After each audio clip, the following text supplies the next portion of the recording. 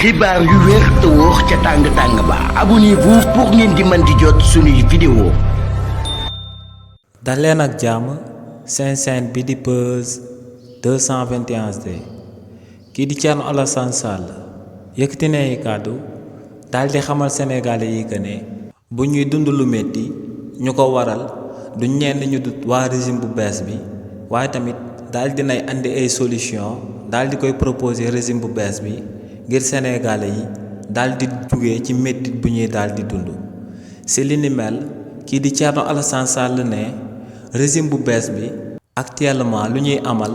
du lenn lu dut àddu kalpe ne dañoo daal di nekk di siif sénégalais yi di nangu lu as néew luñ daal di amee ne régime bu bees bi daal dina ñuy bëgg a andiwaat ay taxes daal di koy tegaat ci dundinu sénégalais yi ne le 15 septembre bi ñu jëm daal dinañuy oote biir assemblée nationale akub session extraordinaire ngir ñu daal di voté waat ay loi ngir ñu mën a daal di dagaat ay taxes daal di koy jëlee ci sénégalais yi lu ñuy daal di dundee te ne xaalis boobee yépp nag bu ko régime bu bees bi jëlee ba noppi da koy daal di jël dugalaat ko ci fonds politique yi nga xam ne ginnaaw bañ daan nekk ci opposition bi ñoom ci seen wàllu bopp dañoo waxoon que ne fonds yooyee dañoo daal di xaram ne waa régime bu bees bi ginnaaw bañ daan déplacé wu di daan dem ci Abu Dhabi ne 20 ministres yu bokk ci gouvernement bi ñoo bokkoon ci convoi boobee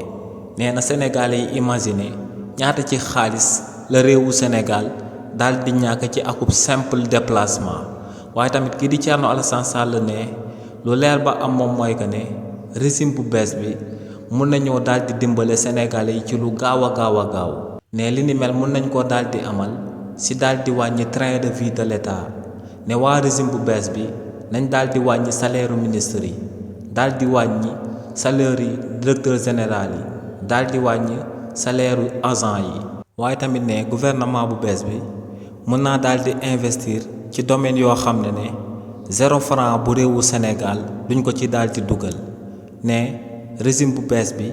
mun nañoo daal di fexe ba justice daal di tëddee njaaxaanaay ñu daal di am akub justice bu libre transparent boo xam ne Sénégal yépp nañ ci daal di gis seen bopp te ne dërëmu sénégalais yi duñ ko ci daal di dugal ne tamit liberté d'expression daal di bàyyi koo xam ne dafa am xalaat bu wuuteeg ñoom mu daal di koy wax librement ne li ni mel mun nañ ko amal ci réewu Sénégal te dërëm duñ ko ci daal di dugal waaye ne en réalité régime bu bees bu fi daal di nekk ñooñee ci folklore politique lañ daal di nekk ay taxes la ñuy daal di taxer sénégalais yi te ne li ni mel moom moo sabab dundin gi daal di métti te ne buñ demee ba ci kanam day gën a daal di métti ndax ne régime bu bees bi ci ay taxes rek lañ na ma daal di compté wu ngir daal di suqali réewu Sénégal te ne li ni mel moom moo sabab le 15 septembre bi ñu jëm namm nañoo daal di ootewaat biir assemblée nationale ngir daal di yokkaat